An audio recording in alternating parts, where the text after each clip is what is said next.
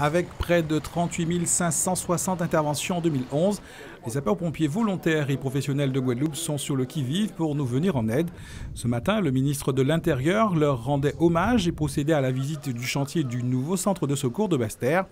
Après 20 ans d'attente, fin 2012, les sapeurs-pompiers du Sud Basse-Terre devraient quitter leurs locaux inadaptés pour rejoindre un nouvel espace répondant aux normes parasismiques et aux nouvelles exigences de la profession.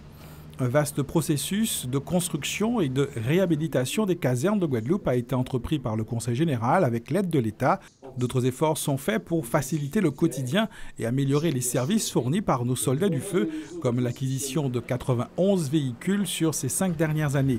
Un point reste à améliorer et pas des moindres puisqu'il s'agit des moyens de transmission essentiels au bon fonctionnement des dispositifs. Nous devons être bien coordonnés avec la police, avec la gendarmerie, évidemment les pompiers, Route de Guadeloupe ou d'autres. Et le fait de pouvoir disposer d'une infrastructure de communication commune est quelque chose d'essentiel. Aujourd'hui, nous ne disposons pas de cette infrastructure et il n'y a pas de perspective à court terme. Le ministre de l'Intérieur s'est dit sensible à cette problématique et s'est engagé à se pencher sur ce dossier. Si les moyens augmentent, la considération des sapeurs-pompiers par la population semble prendre un coup. Il y a quelques jours encore, des pompiers se faisaient agresser dans l'exercice de leurs fonctions à Morne-à-l'Eau, des actes qui se renouvellent bien trop souvent.